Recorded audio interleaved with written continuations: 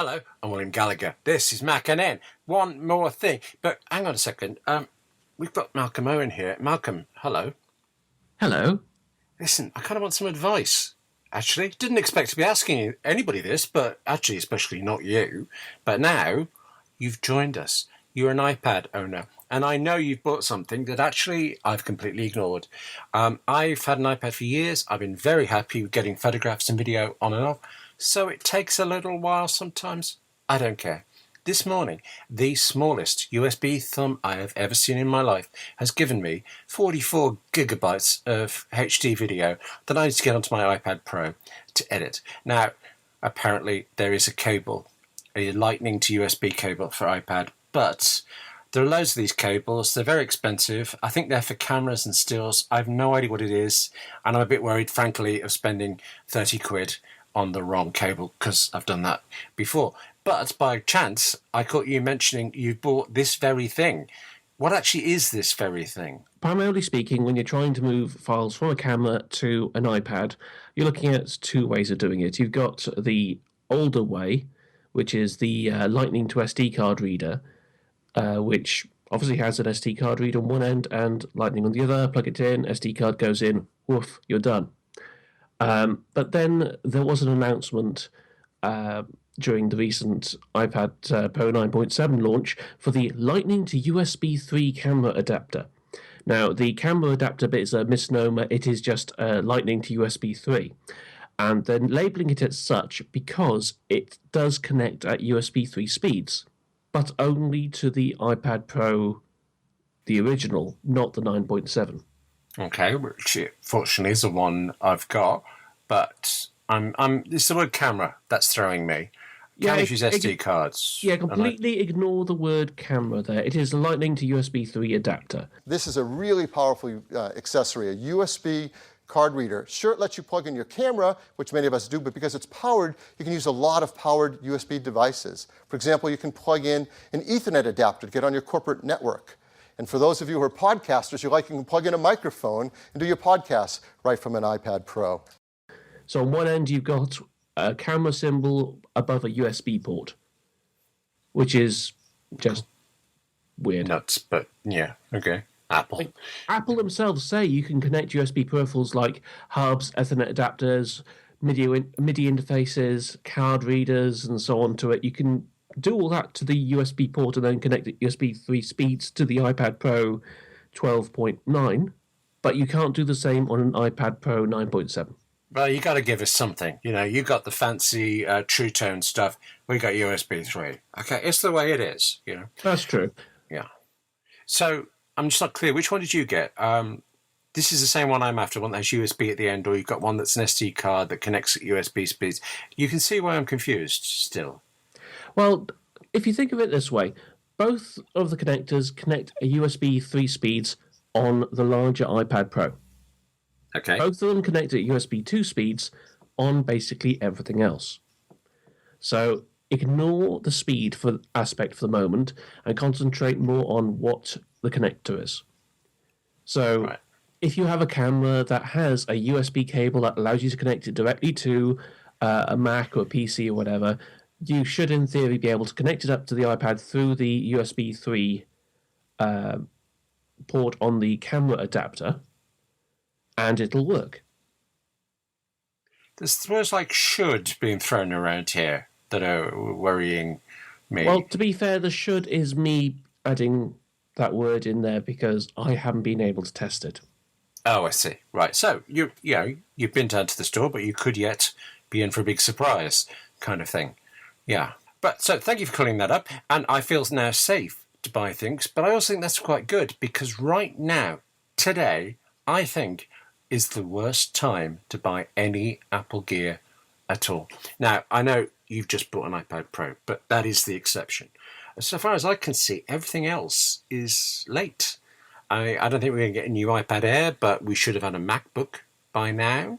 Where's the Mac Pro? Where's the iMac? I think I need to go into an Apple store and buy all of these things so that Apple brings out new ones for the rest of everybody. I'm willing to take that hit for the team. Malcolm, are you waiting for something from Apple Or are you now actually quite happy, thank you? No, my bank balance is basically saying, you can hold off on doing anything stupid with it for the moment. So I'm not waiting for anything myself, but I wouldn't mind seeing a refresh to the MacBook soon. Funny, I should mention not buying things. According to both Gartner and IDC, Apple, I think they have sold a little less than last year, but still more than pretty much anyone else. So that's very nice for Apple. Apple sales are up. I can see Tim Cook with his good morning kind of thing going into Apple's. It's magical. Up again. 11th year in a row. But I don't know where these figures come from. I don't know how accurate they are. I also don't know, do they matter at all? People are going to buy Apple are going to buy Apple. And the fact that there are a lot of them is very nice for the company. But other than that, do we care when there are financial results like this or estimated predictive sale guesses like this? Well, with any sort of estimates from any sort of analyst, I've been trained to take it with an entire bag full of salt. So, Right, gotta say, I didn't think that was the word you were going to use there. I was worried for the first half of a syllable, but I take your point. Yes.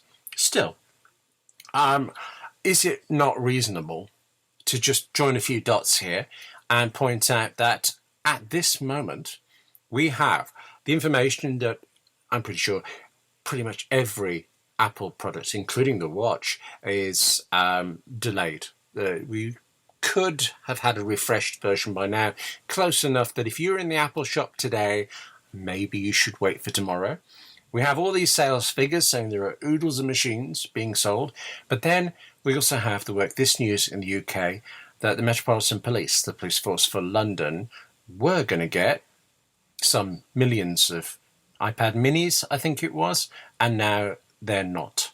Were they just listening a few minutes ago and thought, oops, William's right, we'd better wait for iPad mini 3 or whatever's next, or is something else going on there? Oh no, first start, this story is between July 2014 and March 2015, so... First with the news. Yeah, I know. This happened a while ago. This is the result of a Freedom of Information request done by V3 to see what exactly the police are doing in terms of something called the Total Technology Strategy, which the Metropolitan Police Service in London has wonderfully named. The idea of the programme during that time was they would hand out iPad minis to police officers so that it would speed up policing and make everything better, and woo and wee and wah and all other political sounding names and terms there. They aimed to hand out up to 20,000 iPad minis. The project took £6 million of UK taxpayer funds, and of that £6 million, which is about $8.5 million, they spent £1.2 million on physical items, so hardware, so iPads, servers, accessories, that sort of thing. 4.1 million on custom software development, which includes databases, apps, and so on. £600,000 on business and management activities, and then £100,000 on licenses. Despite all that outlay, they handed out a grand total of 641 iPads. Well, it's more than I've got. Okay. Right. Give me a second while I just work out something really, really, really worrying. I was trying to work out how many iPads we could have just paid for if we'd given that taxpayers' money directly to Apple. Well, but I can't. Yeah. That works out to be £9,360 per iPad mini. Even I think that's excessive. But after that trial, they decided, we can't be bothered doing this anymore, and scrapped it. So they're not even giving out iPads to anyone else. They just kept the 641 that they've got and left it at that.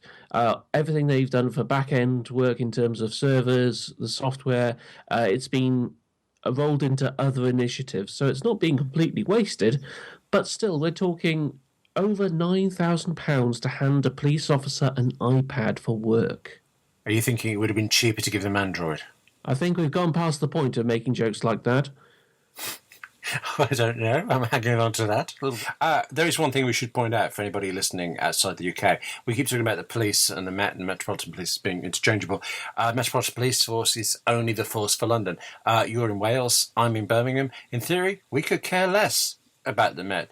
In practice, maybe not quite so much. Maybe I'm right, despite all the evidence to the contrary and how long this has taken, and actually they've decided to wait for the Apple Watch 2, which did not come out this week and probably isn't coming out next week either, but we have at least had some very nice adverts. Have a listen to this.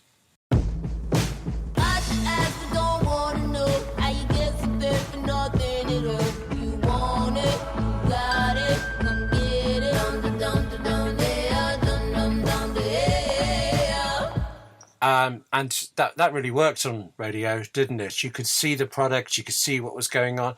Malcolm, you couldn't see that either while I was playing it, but I understand you know who in the world is featured in this. What I heard before I watched any of them was that they're new Apple ads and they're very pretty, and I do like them. I think they're nice, I like the music, but they feature celebrities. Not a clue. I think I spotted Chloe Savini, and I'm not even sure I'm pronouncing her name right. But other than that, who are these people? I have no idea. I've not seen the ads myself. Who was in it? Right. Well, okay, that's going well. Let's see. It's got to be a sports person. There's a woman who looks sort of like a fit. She's some sort of rower person. It is Chloe Savini. Is that? Do you know that's how you pronounce it? I have no idea. Okay. Oh, look at this. Do you know anybody think there was an internet somewhere? Because apparently the ads feature Nick Jonas. Not a clue. He is a member of the Jonas Brothers, who is a musical group, I believe. All right. So I didn't have a clue about him. I have fewer clues about all of them. Alice Cooper. I thought he was dead. She's actually a well-known maker of barrels. Right. Are you just out kidding me here? Yes. Oh, yes. Right. This is Alice Cooper, isn't it? I mean, I haven't seen that one. I've got to watch that one. John Baptiste? Baptiste? Nope. No idea. No? Okay. Should probably have looked into this a little bit. Okay. If you go to apple.com/watch and actually schlep around quite a bit, you have to scroll down past an awful lot of very gorgeously designed webpage stuff. You'll get a go on then, watch the ads, pop off, and they have things called Chase and Find. Oh, Find is the one with Chloe Savini. There's one about golf as well. So that could be Jean-Baptiste, I can't tell. Could be Alice Cooper. Really not seeing Alice Cooper that I recognise here. But I like that Apple does this. Did you hear their playlist of 40 years of Apple? Oh, the infographic image where they just flashed up all these important things about what Apple did. And Oh, no, actually, after that, do you know, I keep meaning to go read what they said for that. It kind of flew by. But no, at some point after that, through Apple Music, they put out a playlist of Apple's 40 years. And you look through, and I recognised a couple of tracks from various adverts, but most of it I don't know anything about at all. And I'm wondering whether it actually has deep significance to people in Apple, like, Steve Jobs' favourite tracks or something. Yeah, it's quite nice, but I got slightly distracted by Apple Music and I went off into other things, which I can't tell you about yet because it's related to Thingy of the Week. But there you go. Apple Music. In ads, not in ads, in playlists. God, amazing stuff, isn't it? Well, let's talk about something that isn't Apple and also... Well, we keep talking about things that aren't out yet. Now we talk with relief about things that are out yet. Here's something that's both. Reddit apps. Here 1 minute, gone the next. I know a tiny bit about this. Do you know more, Malcolm? Okay, for a start, do you know what Reddit is? It's a mess. It's like a 21st century version of Usenet that looks like the 17th century.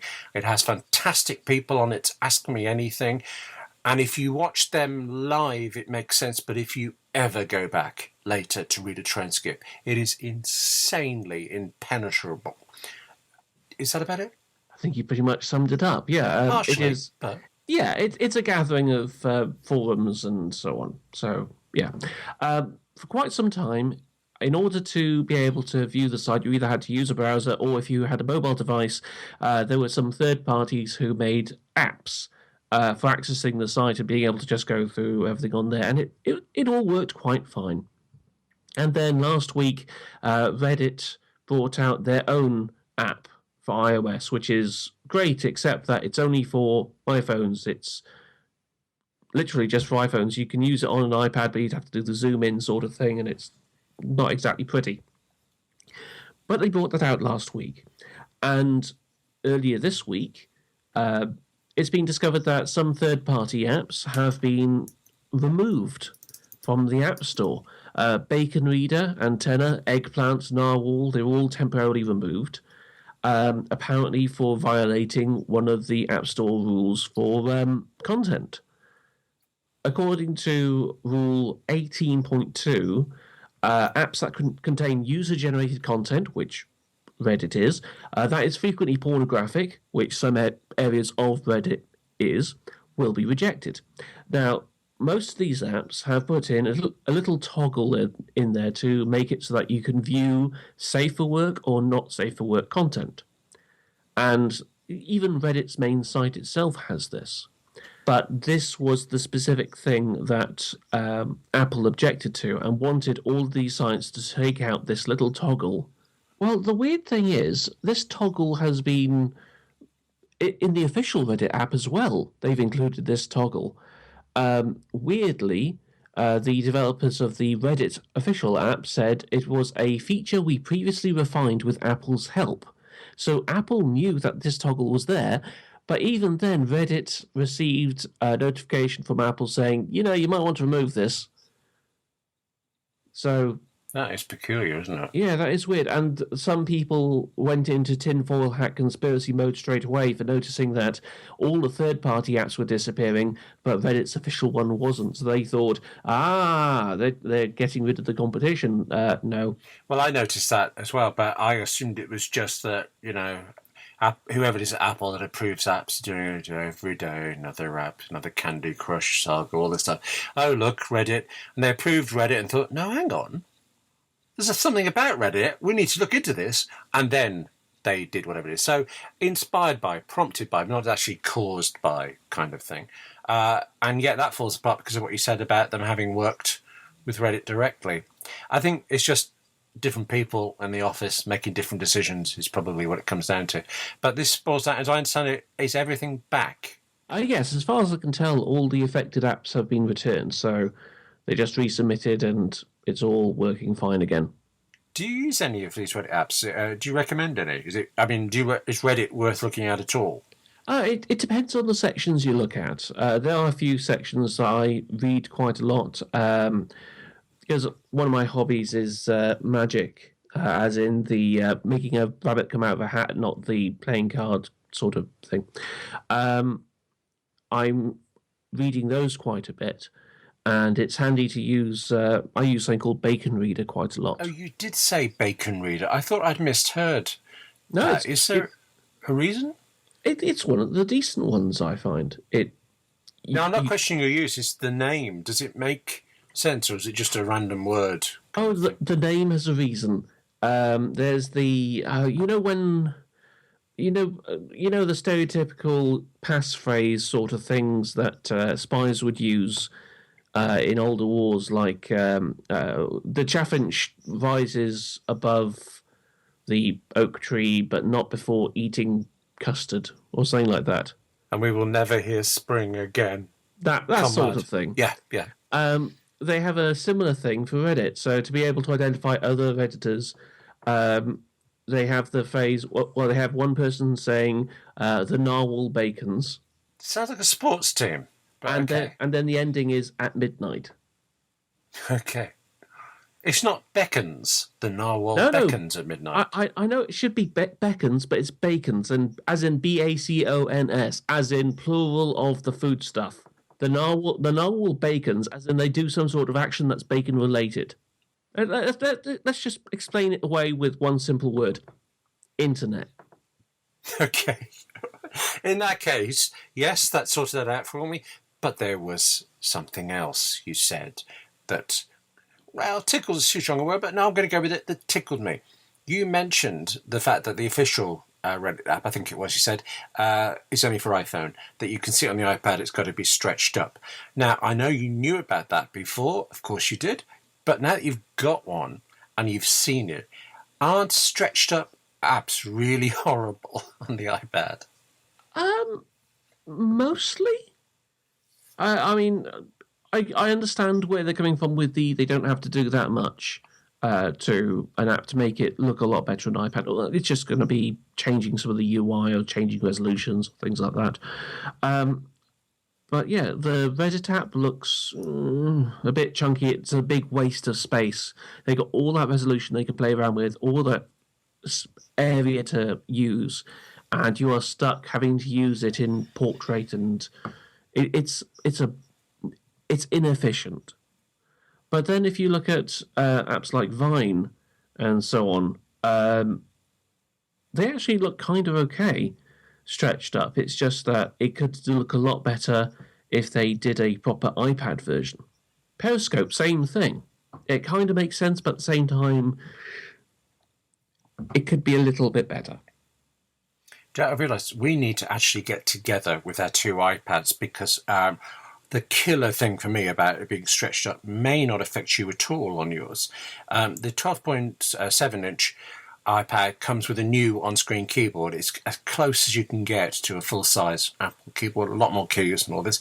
And actually I find it sufficiently easy to type on that I often do. But you go into apps like Facebook, for example, and it calls up the old-style keyboard, which on that screen looks just gigantic, like a Fisher. It looks like it's made out of Windows or something. It's really horrible stuff. So when Netflix recently updated it, I couldn't see any difference in the picture quality, but the controls and the keyboard were nice. So I was actually using it more because of that. You don't have a greater screen area than, say, on iPad Air, but I think you do have a higher resolution. Is there any way for you to know whether you've got a different keyboard to previous iPads? There probably isn't. Well, actually, it's the same resolution. Oh. The same resolution as the iPad Air 2. Oh, in that case, no, you've got the old one, which is still different to the iPhone one, but the leap from an iPhone one to the iPad Pro 12.7 is going to be more disturbing than it is for yours. It's the price I pay for having the fancy big one. You know, what can you do? I got to say, actually, I have used Reddit for a while. That's how I know that it's this strange mess. I used to use Reddit/productivity thing until I got a bit bored of it. But I was very aware that there were these millions of other things, and presumably music is one of them. Music gets everywhere. And not that I'm trying to join a lot of dots here, but music's on my mind this week for a couple of reasons, beginning with, as I understand it, in Australia, the music industry is making some cash. You know, things are going up because of download streaming. It's working for them. I thought music industry was dying. What is Australia doing right? Do you know? Well, a report's just come out from the Australian Recording Industry Association, ARIA. Yeah, see what they did there? Yes. Yes. My mind's still on bacon, but carry on. Yeah. Anyway, ARIA released a report saying their music revenue for the entire country of Australia has gone to $333.8 million. So that's Australian dollars. It's actually a 5% year-on-year increase, and it's the first upwards trend for the local music industry since 2012. So in a 3-year period, it's finally gone up. It might sound odd being pleased that things have gone up because that means people are spending more money, and more money is more money out of bank accounts and things. But I'm quite relieved about this, and I'm hoping that it's, a pattern for the future because, music costs. It isn't free, and people don't survive without it. So I'm going to go with this is good. I don't know that I should bother with my thingy of the week now because actually, clearly, what I was going to do was single-handedly restore the music industry to profitability. No, it wasn't. The thing this week. Thing of the week is supposed to be, we've often said it's a product or a service or an event or a person. You picked a person before, I'm picking someone now, but mine has nothing to do with technology. It is just the person I'm mildly obsessed with this week. But it's a musician. I'm struggling to pronounce her name. Francesca Valenzuela. I'm not even sure that's right. I'm going to have another go at it. Francesca Valenzuela. Well, that was consistently wrong, if it was wrong, or consistently right if you're right, so we'll just leave it there. Previously, this woman, she's a Chilean poet, singer, artist, had an album out apparently in 2007. I looked this up earlier, and one of the tracks was made free on iTunes, and I grabbed it because I did. And over those years, it's become one of my absolute favourite songs, even though it is in, I think, Portuguese. I can't understand a single syllable about it. And over time, 2 or 3 of this woman's songs have become on, my favourites list. And yesterday, I realised I've now got Apple Music. I can finally I can find out what is she singing about and what else is she singing. And there is an intro to Francesca Valenzuela playlist on Apple Music. Las heridas están limpias. No hay nada que lamer. Así que andate. I'll include the link in the show notes. Give this woman a try. I've not a clue whether the lyrics even make any sense, but they sound gorgeous, and various foreign language refrains are in my head. Love this stuff, and I got it because of Apple. So, thank you, Apple. Malcolm, do you have a more comprehensible or even technologically minded thingy of the week this week? Kinda. Yeah. Bring it on. Okay, the Apple Pencil is a thing. It is. It is indeed. Unfortunately, because of half a lifetime of just using computers and not being able to use pencils or pens that often, I've discovered that I have problems using the pencil. My hand cramps up quite easily, and I'm also finding it a little bit difficult to grip onto the pencil because it's just sleek, slippery plastic. So I did something really, really dumb. I went to a stationery shop and bought some pencil grips. I'm sorry, I don't understand what that is. Pencil grips. A pencil grip is something that you put over the area of your pencil where your fingers go, and it gives you a bit of cushioning and extra grip. Oh, okay. Right. I think I've seen these, now you've said. Okay, very expensive technological tool this week, is that right? Oh, yeah, this pack of 5 foam pencil grips from Ryman, cost all of £2. That's less than 50p per grip, and you're putting it on a pencil that cost £80. Yep. Okay, I can see that. Oh, actually, I started this week by asking your advice, and I'm going to end it the same way. You mentioned writing in there.